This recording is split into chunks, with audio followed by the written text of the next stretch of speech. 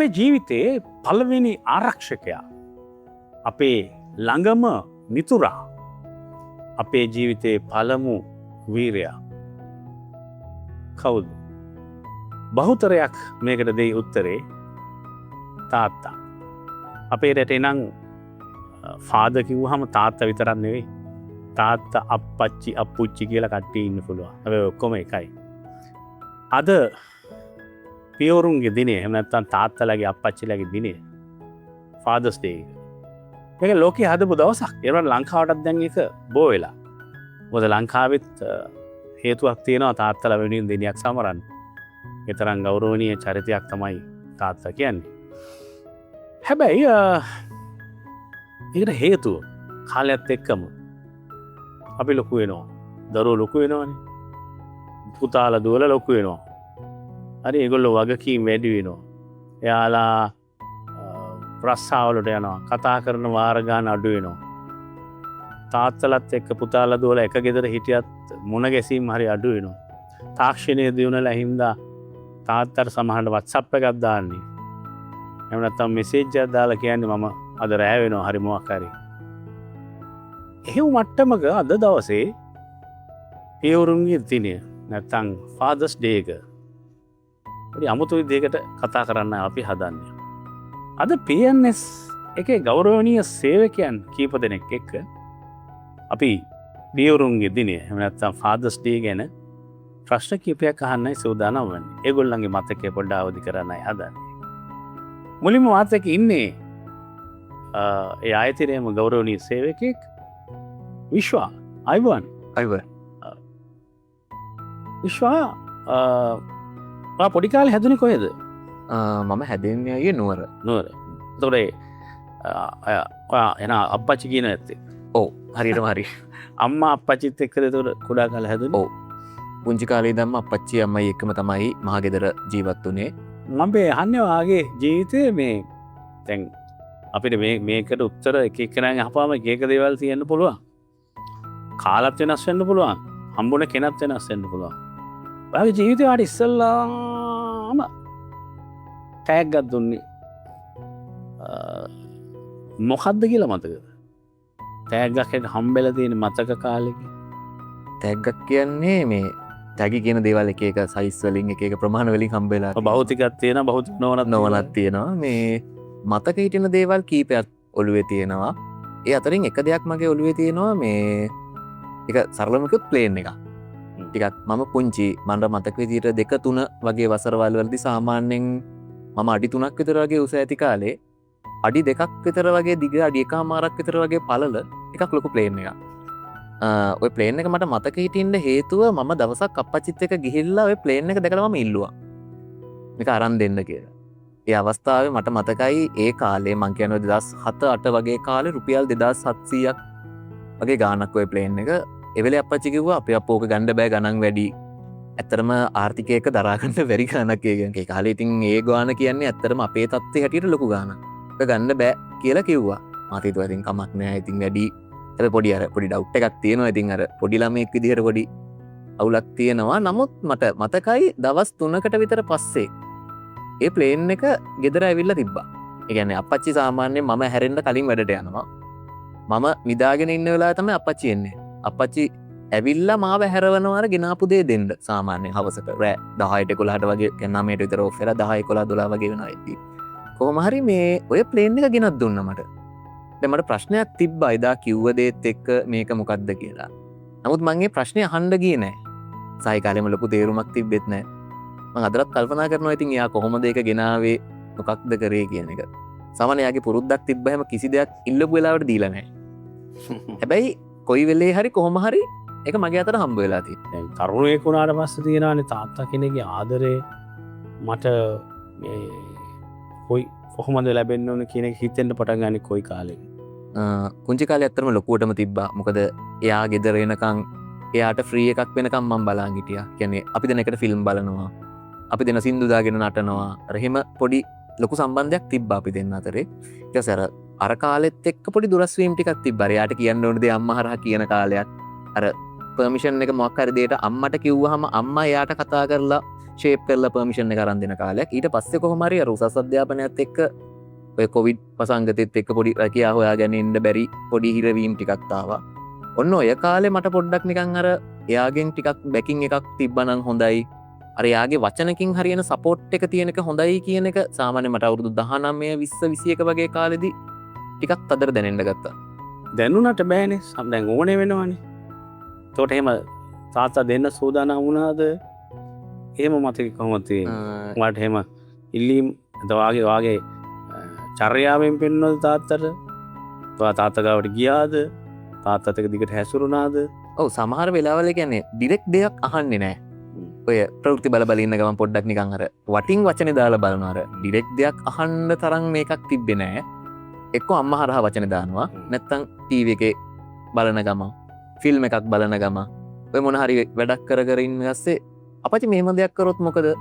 අපච්චි මේ වගේ වැඩත් හොඳයි කියනවා. මේ යාළුවෙකුත් කිව්වා. මේ අර මගේ යාළුවගේ තාත්තත් මේ ජොබ් එක තමයි කරන්නේ. හොඳ පඩියක් එහෙම තියෙනවා. ඒ පැත්තෙන් ගියොත් හොඳයි නේද? ඔන්න ඔය විදිහට වක්‍රාකාරව පොඩ්ඩක් වචනේ දානවා. එතකොට ඉතින් එයාගෙත් අත්දැකීම් එක්ක එයත් සමහර වෙලාවට ඉන්පුට්ස් දෙනවා. එක පැත්තකින් ආන ඒක හොඳයි. ඉතින් අපෙත් මහත්තුරු හිටියා එහෙම ප්‍රශ්නයක් නැහැ. හැබැයි ඉතින් මෙහෙමයි ඉතින් එහෙමයි කියලා එයාගේ අර මාතෘකාවට පොඩ්ඩක් අහේ ප්ලග් දෙනවා. නමුත් මාතේ නෑ මෙහෙමයි අර එයාගේ තාත්තත් මෙහෙමයි. එයාගේ අයියලත් මෙහෙමයි කරන්නේ. අර හොම් පොඩි හැච් එකක් දාගෙන අර එයාගේ ඉන්පුට්ස් ටිකක් ගත්තා. ඔයා කවදා හරි තාත්තට කොතැනක හරි ආදරේ කියලා තියෙනවා. තාත්තේ මම ආට ආදරේ. මට මතක ඇති කාලෙක නෑ. ඒ කියන්නේ මගේ ඔළුවේ ඇත්තටම එහෙම මතකයක් නෑ. ඒ කියන්නේ මම හිතන්නේ මම මතකයක් නැද්ද? තන්නේ නැතුව ඇති. ආදරේ අම්මට කියලා තියෙනවා. අම්මට ආදරේ කියලා තියෙනවා. ඔව් සාමාන්‍යයෙන් ගෙදරින් එළියට එද්දී වැඳලා කිස් එකක් දීලා ආදරේ කියනවා. නමුත් එයත් මම ඇත්තට මට මතක ඇති කාලෙක නෑ කියන්නේ මං හිතන්නේ නැතුව ඇති. ඒ වශයෙන් මං කියලා නැතුව ඇති. ඔය වාගේ දුරකථනේ තාත්තගේ ෆෝන් නම්බර එක තියෙනව නේද? ඔව්. අපි කෝල් එකක් ගමු. දැන් දාලා ඔයා තාත්තට කියලා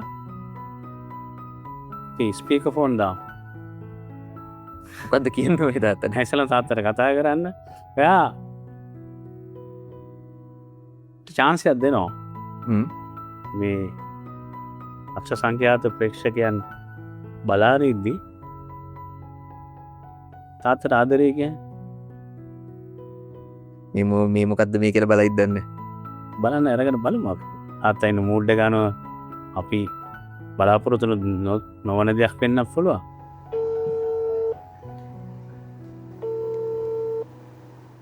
හෙලෝ අපච්චි. මේ නෑ ආදරේ මේ මං වාට ආදරේ. අපච්චි මොකක්ද ආදරේ? අපච්චි මන් දෙනවා. අපච්චි පුතාට ආදරේ කියලා තියෙනවනේ. ඔයාට මතක පුතාට එහෙම ආදරේ කියපු දවස මතකද? පුතාට ඉතින් එහෙමයි. පුතාටදී හැම වෙලේම මං ඉතින් ආදරේ කියලා කියනවා. එයාගේ වැඩවලදී එයා මේ දෙමාපියන්ට කලකන වෙලාවල් වලදී එහෙම වචනෙන් කියලා තියෙනවද? හිතෙන් ආදරේ කියලා මං ප්‍රාර්ථනා කරලා තියෙන්නේ. එහෙමද? කියලා නෑනේ. අද තමයි කිව්වේ. හරි කමන්නේ. බොහොම ස්තුතියි මේ ඔන්න අද විශ්වට වාට ආදරේ කියන්න ඕන කිව්වා. ඒක තමයි අපි අරන් දුන්නේ. ඔන්න එහෙනම් කතා කරලා ඉවර කරන්නකො අප්පච්චිත් එක්කම. හරි අප්පච්චි එහෙනම් මේ මම තියන්න. පුතේ. හරි පුසන්නයි. අවසන්යි. ඔය තමයි විශ්වගේ ෆාදර්ස් ඩේ. තාත්තා ආදරේ කියලා දෙනවලු. හැබැයි හඬින් නෙවෙයිනේ. මට සමහර අවස්ථාවල අම්මා කියලා තියෙනවා. ඒ කියන්නේ අපච්චි මෙහෙම හිතනවා දැන් ඔයා ගැන සතුටුයි කියලා. ඒ වුණාට එයා මේ යා හිතින් කියපුවා තමයි කය ඉතින් කියපුවා තමයි ඔරුවෙන් එන්නේ කියලා කියන්නේ. අද කිව්වනේ. අද කිව්වා. ඊට වයස කීයද? මට අවුරුදු 26යි. 26 දී අප්පච්චිගෙන් ආදරේ අහගත්තා. වචනෙන් මේ විශ්ව PNS ආයතනයේට බොහොම ආඩම්බරයක් ගෙන දෙන එහිම සේවය කරන රාජකාරී කරන තරුණෙක් අවුරුදු 26ක.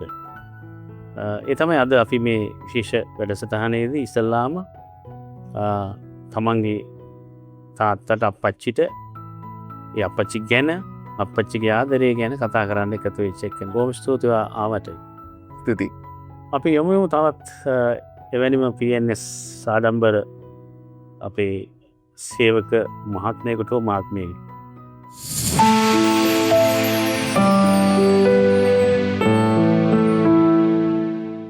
පියවරුන්ගේ ආදරය ගැන TNS රස මතක. අද අපිට එහෙම රස මතක අවදි කරන්න හමු වෙන දෙවැන්නා දුවක් දියණියක්. දැන් අර පුතාලට වඩා තාත්තා හෝ අප්පච්චි ගැන දුවලට තියෙන මතකයේ සහ මානසික තත්ත්වය මනෝවිද්‍යාත්මක තත්ත්වය වෙනස්. එහෙනම් අමන්දි තමයි මේකට කට උත්තර සපයට ඇවිල්ලා තියෙන්නේ. ඔබත් PNS ආයතනයේම සේවය කරන කෙනෙක්.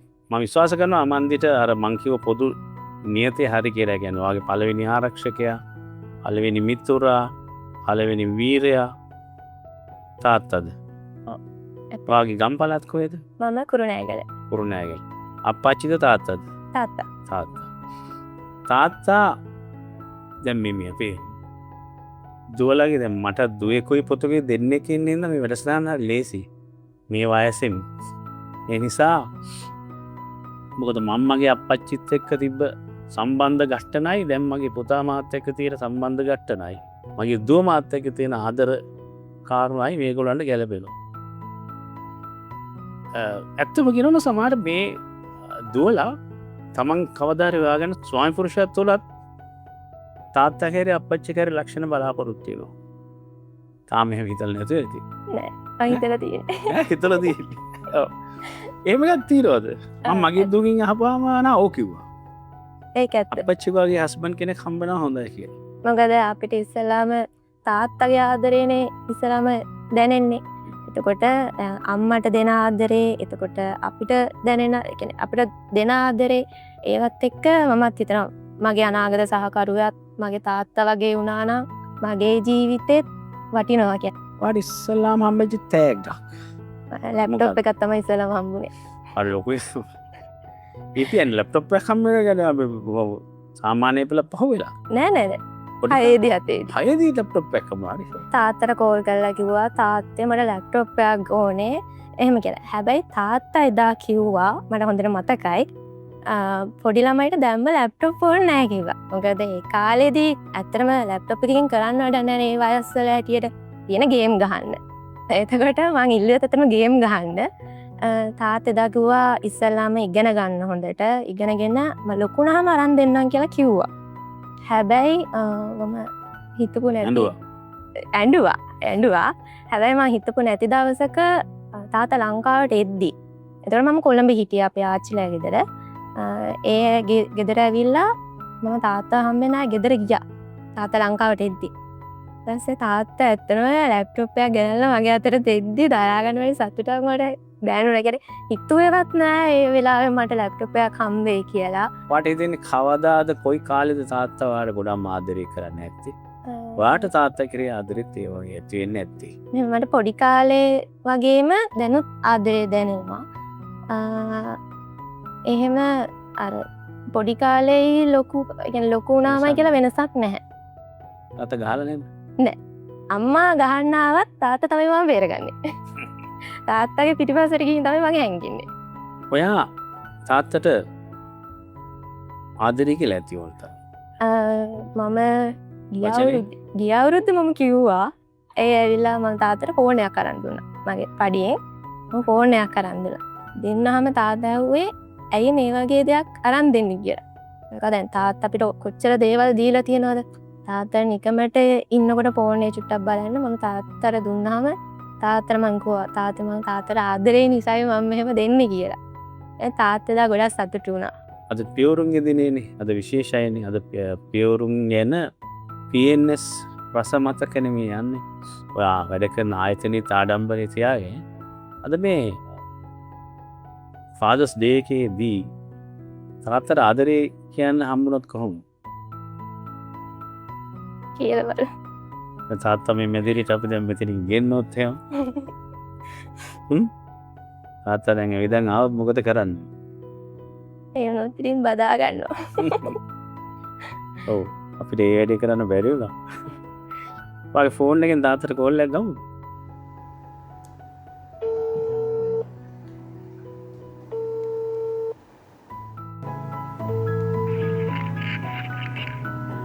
හෙලෝ තාත්තේ මොකද කරන්නේ? මම මොකද කරන්නේ? මැටි බත් කනවානේ. මං තාත්තට ගොඩක් ආදරෙයි. එහෙමද? ආතාට ගොඩක් ආදරේ.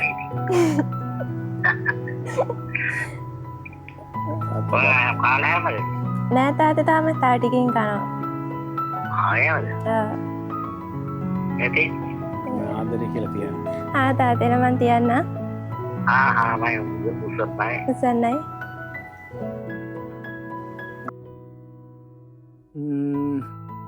දැන් මේ පාර තාත්තට අද දැන් පියවරුන්ගේ දිනේ අද තාත්තට මොනවද දෙනවද නැත්නම් ඔය තෑග් ගැද්ද? දෙන්න ගෙදර යන්න ඕනේ. ගෙදර ගියාම දෙනවා. හැබැයි අද ෆාදර්ස් ඩේ එකේ අමන්දි දුන්න හොඳ තෑග්ගක් තාත්තට. හොඳයි මම මේක කියලා කතා කරන්නේ. ඔය දුවෙක් තාත්තට තියෙන බැඳීම සහ ඒ ලෙන්ගතුකමේ වටිනාකම් අපි කතා කරේ. අමන්දිගේ තාත්තා ගැන. මොනවාද තව කියන්න තියෙනවද තාත්තා ගැන? තාත්තා ගැන කියන්න තියෙනවා. කියන්න. ගොඩක් දේවල් කියන්න තියෙනවා. කියන්න. ඇත්තටම මගේ ලෝකේ මගේ වීරයා තාත්තා. ඇත්තටම තාත්තගෙන් එහා මට එහෙම වෙන ආදරයක් දැනෙන්නේ නැහැ. කියන්නේ දැන් අවුරුදු 23යිනේ. ඉසිපො. වෙන ආදරයක් සම් දෙන්නේ නැහැ. නෑ. ඒ වගේ ආදරයක් හොයනවා. මොන අවස්ථාවද කියලා. ඒ වගේ ඉතින් කියන්න ගොඩක් ගියා. වෙලා මදිනවා. තා එකක් කියන්න. හොඳම එකක් තාත්තට කියන්න තියෙන හොඳම දෙයක් කියන්න. ආදරේ කිව්වා. ඊට වඩා කියන්න බෑ නෑ ළමයි. තාත්තට මොන හරි කියන්න. තාත්තේ. තාත්තට ඉතින් මම ගොඩක් ආදරෙයි. අර මොනවද කියන්න තියෙන්නේ? ඒ වචන පෙරලෙන්නේ නැහැ. වචන කරගන්න බෑ තාත්තා ගැන දුවලට. අමන්දි බොහොම ස්තුතියි. ඒ තමයි අද අපි PNS රස මතකවල පියවරුන්ගේ ආදරය ගැන කතා කරපු අද එකම දියණිය මේ වැඩේට සම්බන්ධ වෙන. බොහොම ස්තුතියි අපි යමු තුන්වැන්න ආසාවෙන්.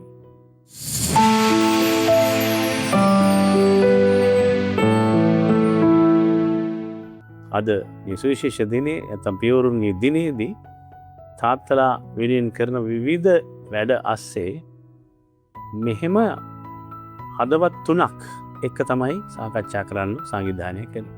ඒ තුන්වැන්න ශාලිත. අයිබෝන් ශාලි. අයිබෝන්. මේ ශාලිත ගම්පලත් කොහෙද? මම වැලිමඩ. වැලිමඩ. දුර බැහැරකින් ඉඳන් කොළඹ රස්සාවට ඇවිල්ලා. තාත්තද අප්පච්චිද? තාත්තා කියලා. තාත්තා මොනවද කරේ?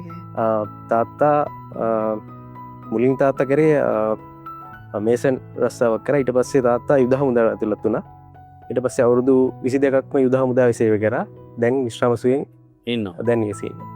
මට මතක තියෙනවද වඩි ඉස්සෙල්ලාම හම්බෙච්ච තෑග්ග? මේ හැමෝගෙම අහන පොදු ප්‍රශ්නයක්. ඔව්. තෑග්ගේ මට කීපයක්ම හම්බෙලා තියෙනවා. ඒ අතරින් මතකම හිටින තෑග්ග විදියට මට වයලින් එකක් මට හම්බුණා. ඒක තමයි මට මතකම හිටින තෑග්ග. කවුද අරන් දුන්නේ? ඒක තාත්තා තමයි අරන් දුන්නේ. තාත්තා. ඒතර තාත්තා යුද හමුදාවේ පඩියට වැඩ කරන සේවකයෙක්. ඔව්. ඒක කොහොමද අරන් දුන්නේ මතකද? තාත්තා නිමාඩුවට එනකොට ගෙනාවා. ඔව්. තාත්තා ගොඩක් වෙලාට මාසෙකට වතාවක් තමයි ගෙදර ඉන්නේ. නිවසට පැමිණෙනකොට මට ඇහෙනවා මේ කවුරු හරි වයලින් එකක් ප්ලේ කරන සද්දයක්. එතකොට මම ගිහිල්ලා බලනකොට තාත්තා වයලින් එකක් ප්ලේ කරනවා. මේ මං ඒව කොහෙන්ද වයලින් එක කියලා. ඊට පස්සේ කිව්වා මේ වයලින් එකක් ගෙනාවා. මට එදා ගොඩක්ම සතුටක් ඇති වුණේ. එදා තමයි කියන්නේ මේ මට ගෙනාපු වයලින් එකක් නෙමෙයි තාත්තා කියලා. තාත්තට වයලින් ගහන්න පුළුවන්. තාත්තට පුළුවන් ගහන්න. ඒක මගේ පළවෙනි වයලින් ගුරුවරයා තාත්තා. දැන් මේ අපි හිතමු තාත්තගේ ආදරේ වයලින් එක ගෙනත් දීපු දවසේ දැනෙන්නේ නැති. ඔව් ගොඩක්ම දැන්. අමතරව ආර මේ ගොඩක් මෙහෙම තාත්තගේ ආදරේ මේ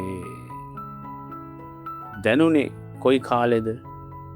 නැත්තම් දැන්ද ඒක දැනෙන්නේවාට මට ගොඩක් දැන්ගේ ආදරේ ගොඩක් දැනෙනවා කුඩා කාලේ දී අර මට තාත්තත් එක ගත කරන්න තිබ්බ කාලේ අඩු වුණා දැන් මට ගැන තාත්තේ දවසල කියලා දීපු දේවල් අවවාද ඔක්කොම දැම්මට දැන් මගේ මේ වයසත් එක්ක මට ඒක තේරෙනවා තාත්තේ දවසල කියපු දේවල් දැන් ඒ ආభాසයන් දැන් මට තේරෙනවා තාත්තා ආදරය කරනවාට දැනලා තියෙනවා වාට තාත්තා අම්මලා නම් ටිකක් තුරුළු කරන් එහෙම කරනවානේ තාත්තා එහෙම කරලා තියෙනවා තාත්තා මට කෙලින් ඒ කියලා නෑ මට දැනෙනවා තාත්තා මට ආදරේ කියන එක අර කාලය අඩුවීමත් එක්ක කියන්නේ අපිට හම්බ වෙනකොට තාත්තා ඒ කියන්නේ මට තේරෙනවා ඒ තාත්තා ගොඩක් කාලෙකට පස්සේ අපිව දකින්නේ එතකොට ඒ මූණෙන් ඒක පේනවා ඒ කියන්නේ තාත්තාගේ ආදරේ මට පේනවා නමුත් ඒක තාත්තා කවදාවත් මට කියලා නෑ මට ඒක දැනෙලා තියෙනවා දැන් තාත්තා ගෙදර ඉන්නේ ඔයා කොළඹ ඉන්නේ දැන් තාත්තට කෝල් කරනවා සිටුවා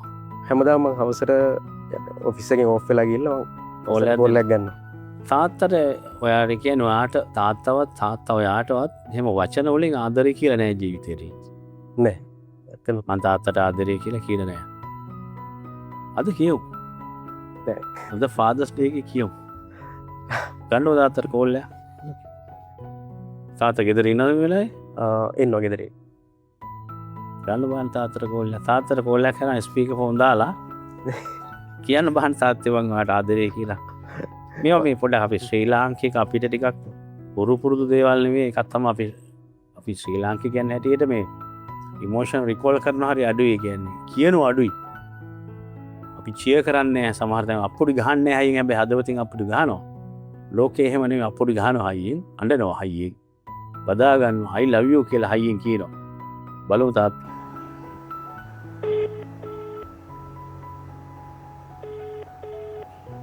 මොකද කරන්නේ මම මේ කතා කර දත්තේ මේ මං ඔයාට ආදරේ කියන්නේ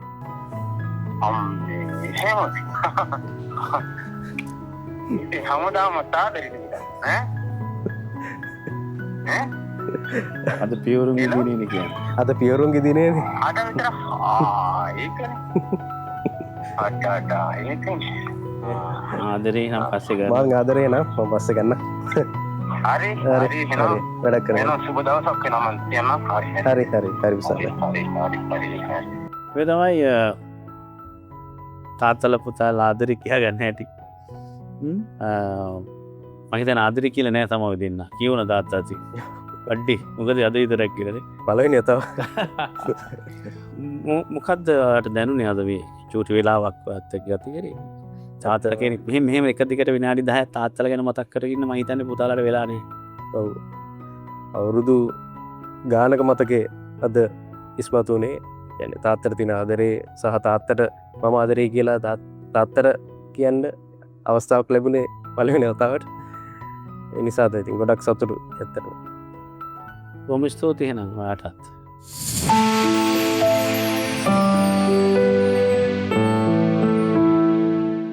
දැන් අපි අද පියවරුන්ගේ දිනේදී තාත්තලා ගැන කතා කරා අප්පච්චිලා ගැන කතා කරා අම්මාවරුන් දැන් ඉතින් හිතන්න එපා අම්මලාට අපි ආදරේ නැහැ කියලා මේ දුවල පුතාලා අම්මාවරුන්ටත් ඒ තරමටම ආදරේ අද විශේෂ උනේ පියවරුන්ගේ දිනය ෆාදර්ස් ඩේ එක දරුවෙකුට තාත්තා කෙනෙක් තමයි පළවෙනි ආරක්ෂකයා පළවෙනි යාළුවා පළවෙනි වීරයා වෙන්නේ ඉතින් ඒ පියවරුන්ට කෘතගුණ සැලකීම සඳහා අද PNS ආයතනයේම ඒ වැඩ කරන සාඩම්බර සේවකීන් 30 දෙනෙක් තමන්ගේ පියවරුන් ගැන මතකය අවදි කරා තාත්තලාට කතා කරලා ආදරේ කියන අවස්ථාවක් හම්බුණා. ඒ තාත්තලාත් ආදරේ කිව්ව පෙරලා තාත්තලා හරි ආසයි දුවල පුතාලා තාත්තලාට ආදරේ පෙන්නනවා වගේම ආදරේ කියලා කියනවටත්. ඒ නිසා දැන් අද පියවරුන්ගේ දිනය ඊළඟ අවුරුද්දේ පියවරුන්ගේ දිනේ එනකන් ඉන්න එපා තාත්තලාට ආදරේ කියන්න. ඒක හැමදේම තියාගන්න. ආදරණීය පියවරු ගැන PNS රස මතක ඔයාලගේ කතාවත් අපට කියන්න.